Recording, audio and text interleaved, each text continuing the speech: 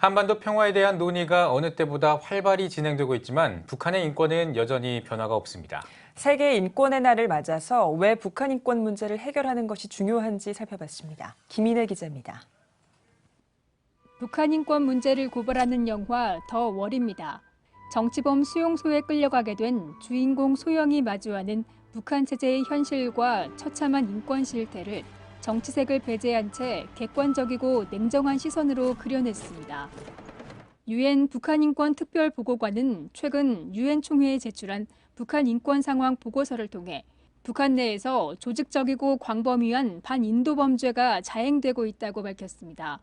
살해와 고문, 성폭행과 강제적 이동, 그리고 정치와 종교, 민족, 성별에 기반을 둔 박해를 통해 인권이 탄압되고 있다고 지적했습니다.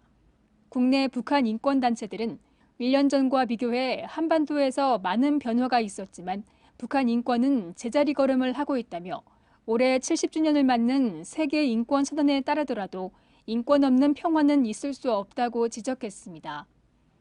특히 남북 정상회담 등에서 북한 인권 문제를 제대로 다루지 않은 것에 우려를 표시하면서 향후 정상회담에서 북한 핵폐기 못지않게 북한 인권 문제도 비중 있게 다뤄줄 것을 당부했습니다.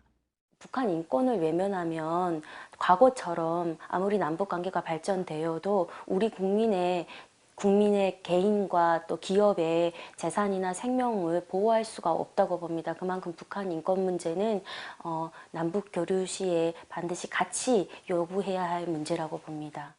이런 가운데 북한 인권 개선을 위한 한국교회의 역할도 중요해지고 있습니다.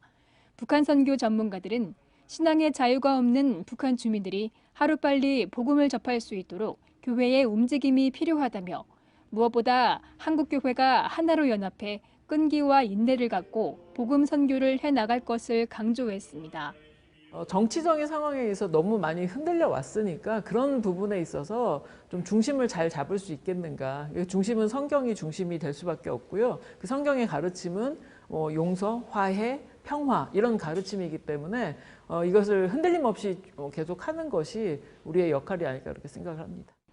결코 이루어질 수 없을 것으로 여겨지던 남북 평화의 시대가 성큼 다가온 가운데 북한 인권 문제 해결을 위한 노력이 중요해지고 있습니다. CTS 뉴스 김인혜입니다.